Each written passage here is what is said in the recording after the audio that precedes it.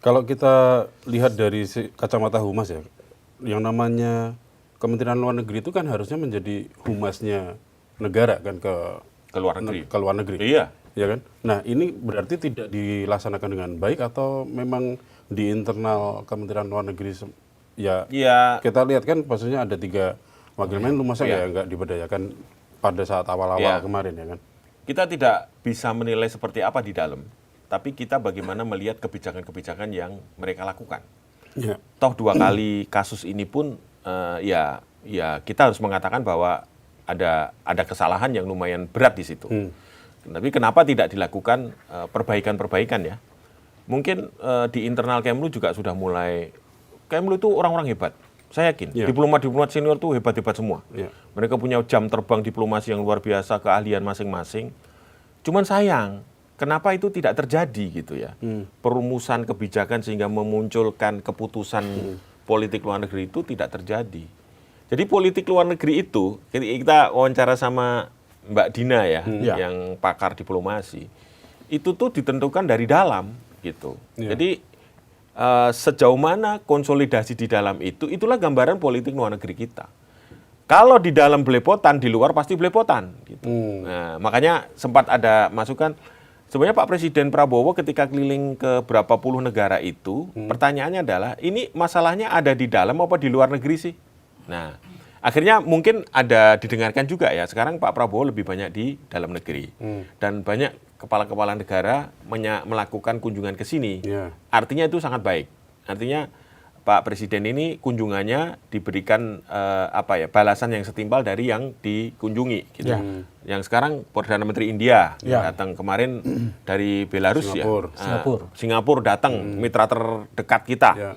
Nah ini kalau misalnya Pak Presiden sedang sibuk, Pak Presiden itu bisa mengutus siapa saja sebenarnya.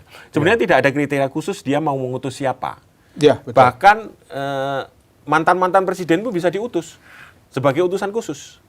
Sempat juga kalau nggak salah Pak Jokowi ke pemakaman Paus. Pemakaman Paus. Artinya dia bisa mengutus Pak Jokowi lagi, Pak SBY, Pak JK, itu atau bisa. Bu Mega sekalipun. Bu Mega itu boleh karena pernah jadi presiden dan wakil presiden gitu. Artinya itu lebih elegan.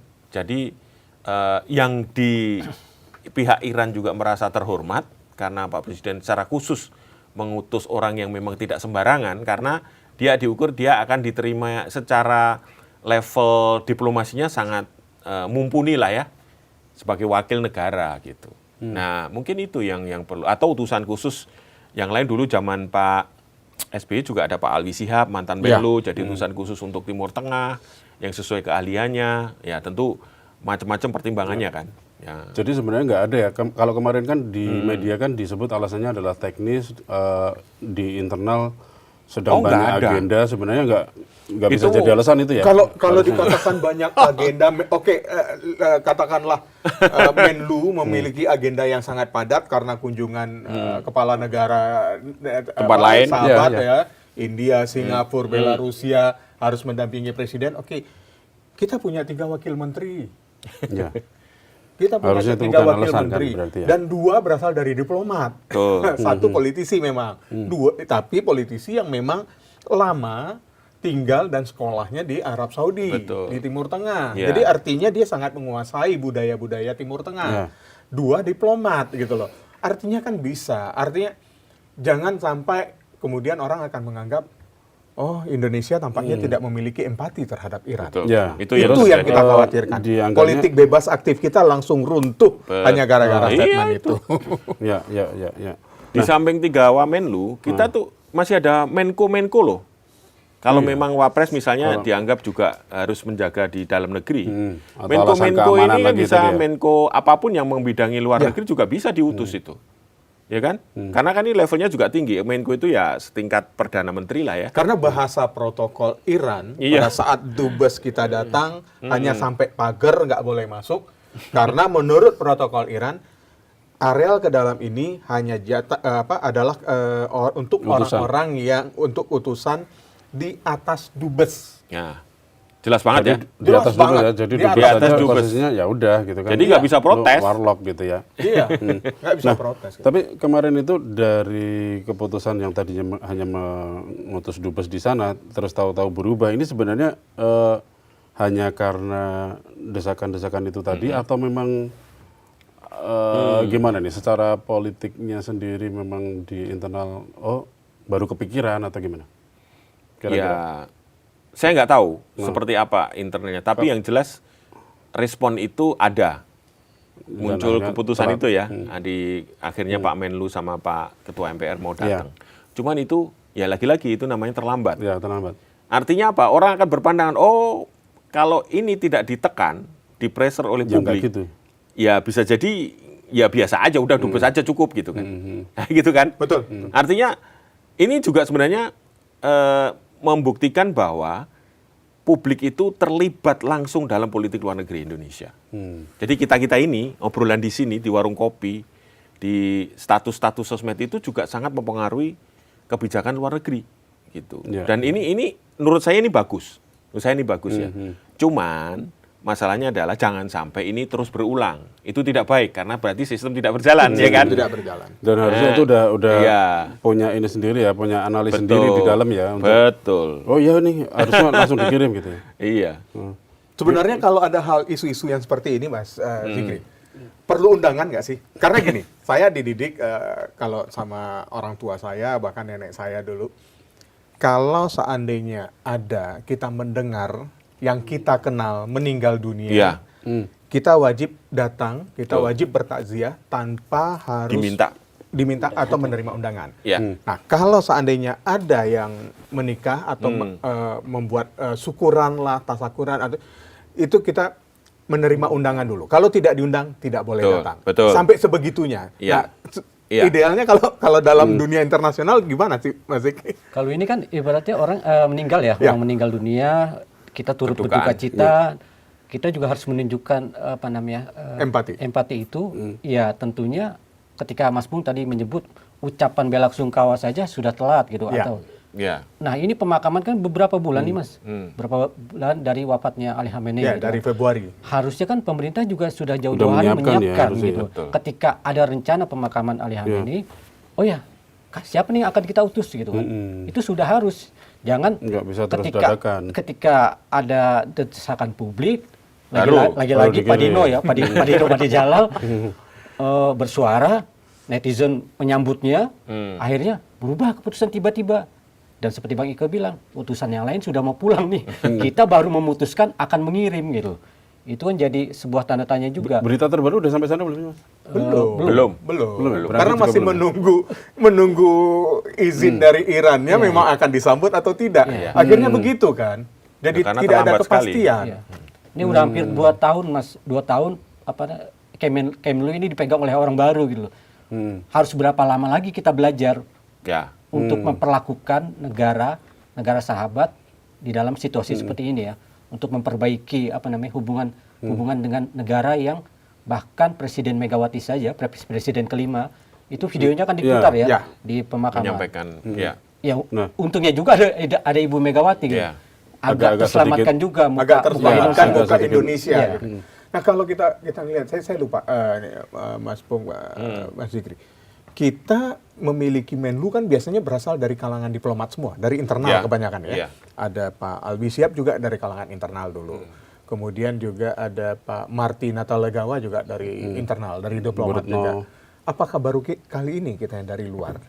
Mungkin akhirnya jadi kayak Mas Zikri bilang, jangan sampai terlalu lama belajarnya gitu lah, belajar diplomasinya. Kalau nggak salah ini mungkin dikoreksi ya. Ya. Pak Alwi Siap bukan dari internal. Oh, Pak Alwi Siap bukan Ya, dari internal. kayaknya Ya? baru Pak Alwi Siap dan Pak Sugiono ini yang dari luar ya. Sejauh catatan kita mungkin nanti dikoreksi, dicek lagi. Nah, di zaman Pak Alwi Siap cukup aktif, bahkan kondisinya mirip-mirip tuh. Gus Dur ini kan juga sangat aktif di politik luar negeri, bahkan keliling negara mungkin lebih banyak dari Pak Prabowo.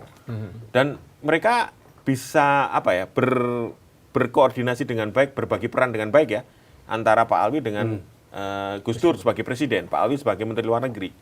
Nah, makanya mungkin pola-pola hubungan ini yang sebenarnya mesti disesuaikan ya. Jadi tidak ada alasan sebenarnya dari luar maupun dari dalam. Yang penting bagaimana sistem itu berjalan dengan baik dan koordinasi dengan baik. Gitu. Jadi kita tidak menafikan bahwa dia harus alumni diplomat senior, enggak harus juga karena itu political appointee kan. Ya, jadi betul. itu bagaimana presiden nyaman dengan menterinya gitu. Nah, cuman memang sistem pendukungnya ini yang harus jalan gitu kan. Tapi sebenarnya sistem itu kan sebenarnya sudah terbangun kan dari dulu sudah terbangun. Sudah. Kultur ini itu berarti sudah ada. Berarti cuma masalah koordinasinya dong ya. Iya, bisa jadi komunikasinya kita nggak paham seperti apa. Ya karena kita nggak tahu dapur Karena kita di Pajabuan internalnya sana. kayak apa. Ya kalau kita bisa simptom-simptom yang muncul berarti komunikasi di internal kurang baik gitu. Ya, entah seperti apa tingkat kurang baiknya kita nggak paham. Tapi dari dua kasus ini, bela sungkawa dan pemakaman dua-duanya terlambat, ini berarti ada masalah di sana. Gitu aja udah, ya kan? Iya. Tapi ini ada nggak sih Mas kaitannya kalau mungkin ya itu tadi ya kekhawatiran bahwa Indonesia dalam tanda kutip memang ada intervensi dari luar nih yang mencegah untuk Indonesia bersimpati ke Iran. Ada nggak? Memang ada kan ancaman dari Amerika untuk siapa yang datang itu ada semacam ancaman. Ya. Iya. Terutama dari negara-negara mereka. Tapi kan kita ini kan independen gitu loh. Kita nggak bisa, nasib kita ditentukan oleh bangsa kita sendiri kok.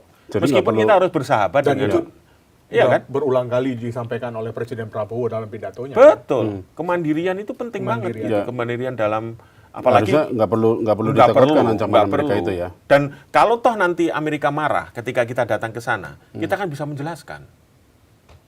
Mereka bisa paham dong. Iya. Kita punya hubungan dengan Iran itu sudah lama Iya. gitu. Jangan sampai hanya saya berteman dengan kamu sehingga saya harus Memutus hubungan dengan sini. dengan Iran gitu. Itu yang kemarin makanya ketika perdamaian itu terjadi, salah satu yang kita usulkan redaksi Sindonews nih ya, sobat Sindonews, Untuk adalah kita segera mengirim misi besar dagang untuk normalisasi hubungan, dan di sana itu sangat banyak peluang yang bisa kita ambil. Ya. Membeli drone, membeli minyak, itu kan kebutuhan kita semua. transfer teknologi mungkin Transfer teknologi, mereka jago. ya. 40 tahun di embargo, mampu melakukan perlawanan. Ya. Itu bukankah Dan itu industri sesuatu yang pertahanannya sangat tetap maju strategis ya kan? gitu? Tapi kenapa kok diem saja gitu? Bahkan untuk mengirimkan wakil untuk melakukan melayat saja susah gitu. Itu kan Dan basic sekali sebenarnya. Dan kalau urusan perdagangan, kita punya loh utusan khusus Presiden bidang perdagangan Ya, internasional. Bu Mari Pangestu, Enggak, betul. Oh, iya. Mari LK Pangestu. Iya. Kan itu ditunjuk untuk itu. artinya sebenarnya nggak ada alasan untuk kita sebenarnya menunda-nunda kecuali mungkin memang ada intervensi soal itu tadi ya. Ya, Nah, itu dia yang kita lagi-lagi nggak paham seperti apa internalnya Pejambon. ya. Tapi Pak Prabowo kan berulang kali juga dalam pidatonya ya mengatakan bahwa satu musuh terlalu Banyak. seribu Satu teman musuh selalu sedikit. Ya. Terlalu sedikit. Harusnya Kenapa kan- untuk kasus Iran ini itu Jadi seperti agak tidak berbeda. benar ya? Agak Itu jadi Kayak tanda tanya ada- juga. Gitu. Ya, kayak ada ya gimana Sesuatu ya? yang berat Sesuatu gitu ya. yang berat banget gitu loh kayaknya. Padahal sebenarnya kalau memperlakukan Iran sama dengan negara-negara sahabat yang lain ya artinya ya bebas saja toh kita untuk memberikan misalnya simpati kita ke meninggalnya pemimpin tertinggi Iran ya kan dengan melayat atau apa gitu. Contoh adalah perubahan kalau kita masih berpandangan lama, mazhab lama antara ini mungkin Sunni dan Syiah. Arab Saudi kurang apa dengan Iran? Kalau persaingannya ya, sama-sama punya matahari kembar di Timur Tengah kan, Betul. ya kan, sampai persaingannya begitu ketat. Tapi Akhirnya mereka juga harus bersahabat ketika memiliki kesamaan kepentingan gitu. ya Akhirnya Arab Saudi, wah saya juga untuk apa saya bermusuhan dengan Iran gitu, ketika musuh kita ada di luar gitu, dalam tanda kutip ya, kalau bahasa gampangnya begitu. Artinya semuanya sudah cair gitu kan. Ketika semua orang bersahabat dengan negara-negara Islam terutama, memiliki pandangan yang sama dengan pihak-pihak yang lain, kenapa kita mesti berbeda sendiri gitu. betul. Itu kan agak aneh juga sih. Dan Kalau kita ini ya melihat. yang memang harus diperbaiki ke depannya biar Betul. Indonesia juga tetap tidak dipandang Iya, dalam tanda kutip beda atau terintervensi atau masih terbelenggu dengan pihak lain gitu ya. ada kata-kata yang mudah dipahami dalam kondisi ini. Apa tuh? musuh ditemani, teman dimusuhi. Nah, itu jangan sampai ke itu gitu. Ya kan? Nah, tadi kan satu teman terlalu sedikit, satu musuh terlalu sedikit, terlalu banyak. Oke, 1000 teman terlalu sedikit. Itu. Jadi kaitannya dengan itu. Iya. Musuh ditemani, Teman dimusuhi. Itu jangan sampai begitu, bahaya tuh kalau gitu. Yang perlu kita dorong untuk perbaikan di lini ini ke depannya, Mas? Atau Bang Ika mungkin? Kalau saya melihatnya untuk perbaikan ke depan diplomasi kita sangat banyak sekali yang perlu kita yang tadinya cukup menyala dalam tanda petik diplomasi kita di dunia internasional, ya itu kok kayaknya agak sekarang mulai meredup. Padahal presiden kita kunjungan ke luar negerinya sangat banyak. Betul. Perjanjian kerjasama dagang pun sudah sangat banyak. Tapi dalam hal-hal yang tertentu kok diplomasinya kita tidak terlihat dengan baik. Nah, mungkin ini bisa menjadi catatan, menjadi evaluasi bagi teman-teman atau sahabat-sahabat kami yang ada di Pejambon sana untuk sekedar mulailah menata, memperbaiki. Ya, yang kami tahu wakil menteri pun juga ada yang dari diplomat. Artinya sudah memahami lah proses-proses diplomasi yang seharusnya. Dan jangan yang lagi-lagi kalau kita baca komentar di media sosial, oh tampaknya di Kemlu ini one man show ya, jangan sampai itu terus bergulir isu-isu seperti itu. Jadi dan kekhawatiran itu jadi kebenaran. Jadi itu akhirnya gitu ya. Karena begitu tidak terlambat mengutus untuk mengirim jelang pemakaman Khamenei, kemudian akhirnya dikaitkan karena one man show-nya di Kemlu. Jangan sampai itu digulirkan oleh masyarakat terus, karena itu tidak baik, tidak elok bagi citra pemerintahan kita. Oke. Mas Ikri, ada tambahan untuk perbaikan ke depan? Ya, ke depan tentunya harus diperbaiki ya, Mas. Ini kita punya 1 Menlu, 3 Wamenlu. Masa sih tidak ada yang bisa memberi masukan atau apa? Mungkin chemistry-nya juga nih, Mas. Atau jangan-jangan karena kebanyakan Wamenlu ya jadi chemistry-nya agak kurang. Chemistry antara menteri dan wamen-wamennya ini belum terjadi juga nih selama 2 tahun ini. Kalau belum terjadi kebangetan juga sih, Mas. Udah 2 tahun belum. Buat apa ada mereka gitu? Mereka ada di sana. Oktober ini 2 tahun pemerintahan. Ya, tapi kan kekhawatiran bahwa one man show itu ada di sana memang ada kan, memang bergulir kan isu itu. Iya, isu itu bergulir, tapi mudah-mudahan sih tidak benar, Mas. Oke. Karena kita tidak paham dapurnya mereka seperti apa. Oke, Mas Pung, sebagai penutup. Ya, kalau kita Indonesia itu sesuai dengan apa yang disampaikan Founding Fathers, kita itu memang harus menjaga semangat untuk ikut aktif dalam perdamaian dunia. Dan itu terbukti ketika zaman Soekarno ada konferensi Asia Afrika. Itu pencapaian diplomasi yang menurut saya itu masterpiece ya. Masterpiece Indonesia ya. Harapan saya jangan terlalu jauh lah kita dengan apa capaian itu, meskipun tantangannya beda. Tapi Indonesia memang posisinya begitu, selalu diapit oleh kepentingan blok sana blok sini, tapi Indonesia itu justru lahir untuk tidak ngeblok kemana-mana gitu kan. Ya. Nah, itu yang harus dipegang ya. Kedepannya biar Indonesia masih tetap punya punya jati diri. Ya.